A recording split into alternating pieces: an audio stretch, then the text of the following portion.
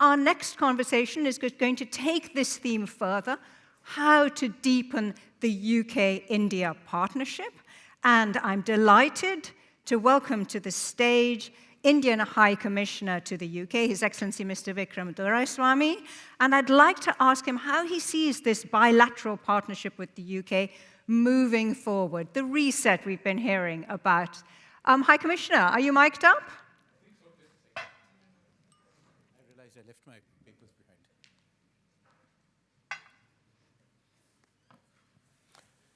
Is this working? Yeah, thanks. You're in the hot seat now. Good to see you. Good to see you again.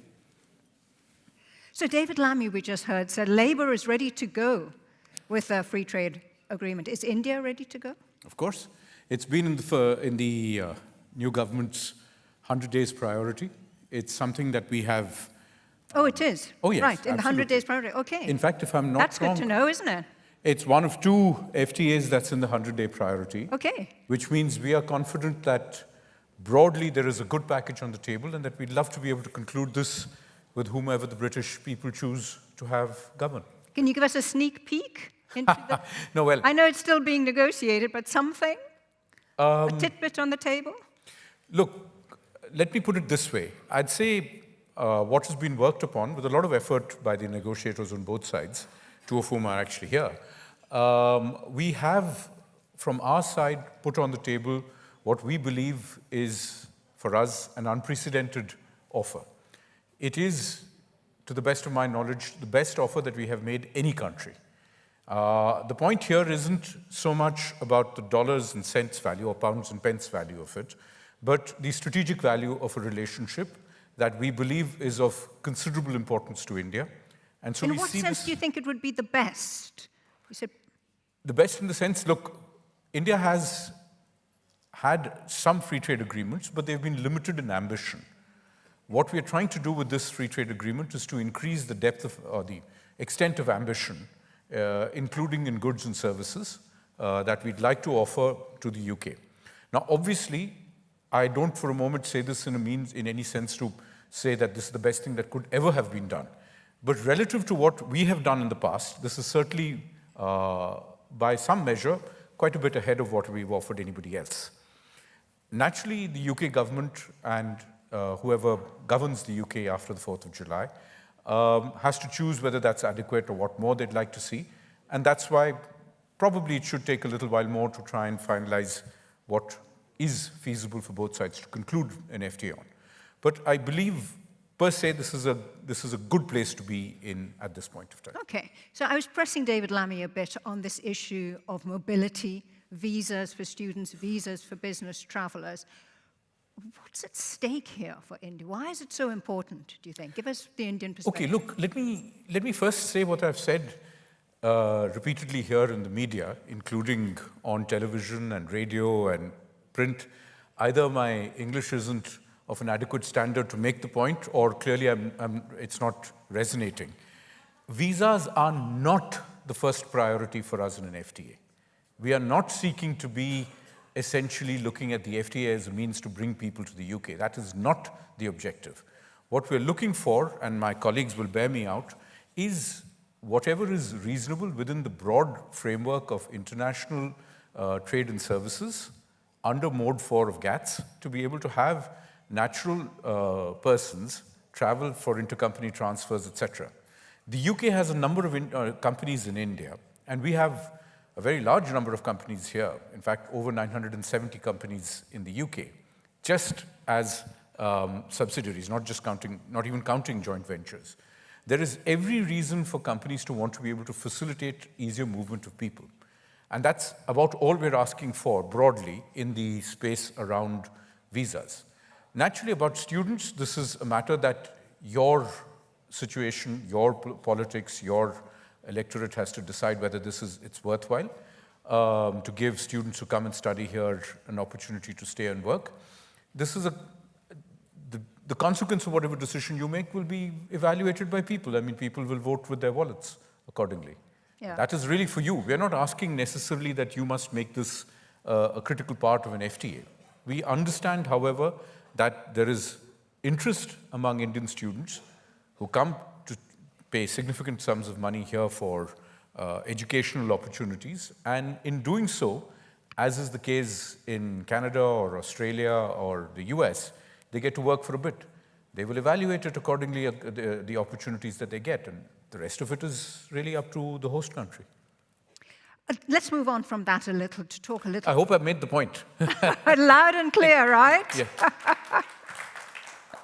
I think it is just only one element of many. Really. Yes, absolutely. And it's not the primary purpose of a trade. Of course, completely. It is, of course, to do more trade together. Yes. Yes. So let's talk about other ways in which the UK-India relationship might be deepened.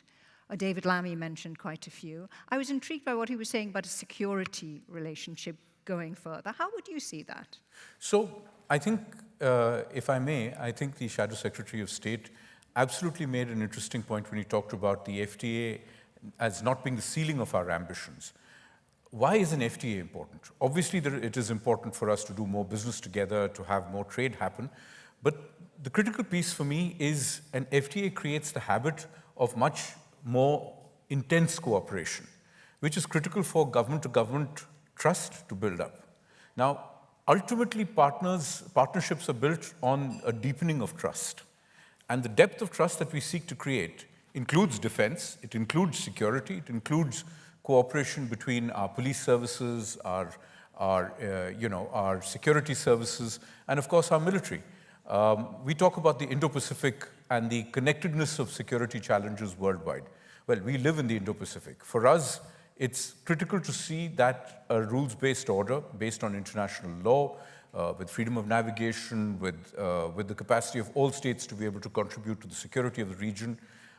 We see that this is an area of importance for most of our European partners, none more so than the UK. And obviously, this is an area for us to work together.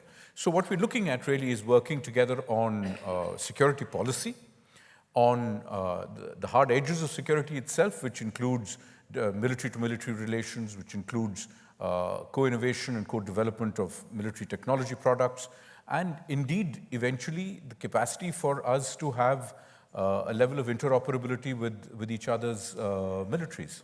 And the navies in particular... That would be a big step forward, wouldn't it, in the We're relationship? already working quite a bit in that direction. Yeah. Absolutely. Yeah, the kind of relationship that India has with, say, Israel or Russia, to have that kind of relationship, the US, to have it with the UK as well.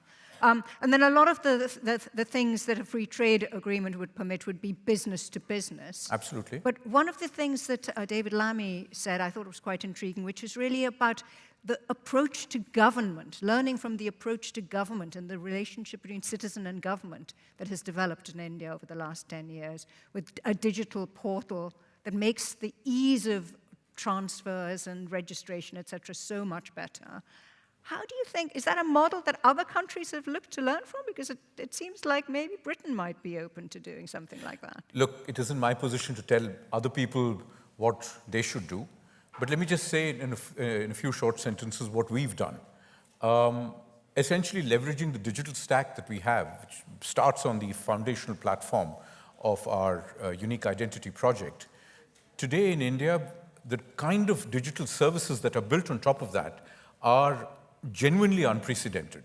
Take financial services alone. FinTech payments in India, last year alone, there were 117 billion transactions. The next largest number in any other country was around 18 billion. To put that in perspective, we are doing almost as much as the second highest country in 1 month. That country does it in a year, right? It also means a range of disaggregated services can also be provided. It means financial inclusion is increased. It also means, and there's a very interesting conversation I had recently with an Indian business, which is looking at biometric-based banking. Now, let me just tell you why that would be important. In India, in a number of rural areas, it's difficult for people to go out and get money from ATMs. I mean, in other words, you'd have to put billions of ATMs everywhere, right? So how do you actually get cash to people? I believe this is a problem in the UK too, when bank branches are closing out in small towns and villages outside big cities. With the biometric-based system that we have now, people in rural areas or remote areas can actually go to the local provision shop, and the provision shop guy essentially becomes a living ATM. So he or she is able to offer cash against your bank account transfer and to receive cash in transfers too. In other words, you can bank with your local grocery guy. Yeah. And now imagine, this is not something that only works in India.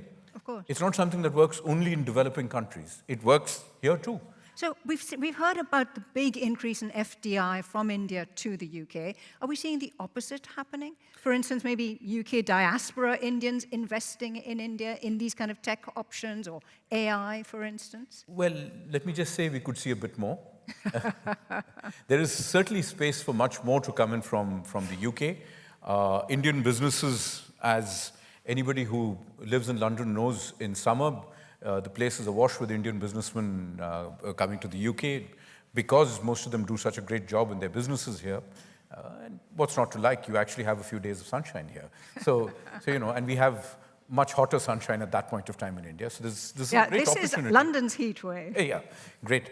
Lucky you. But as far as we're concerned, our interest is in being able to have a lot more coming across from the UK because we believe the Indian market is receptive to the UK.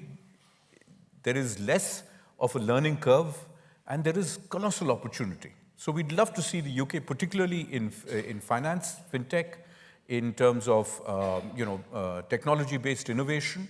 As the Shadow Foreign Secretary was mentioning, he set out a number of very useful areas that we hope to be able to cooperate with the UK in, but also in brick and mortar stuff. The build-out of infrastructure in India today is one of the most exciting business opportunities. Literally trillions of dollars worth of contracts available. High Commissioner, it's been great having you with us at IGF 2024. Thank you for having me. Thank you. Thank you.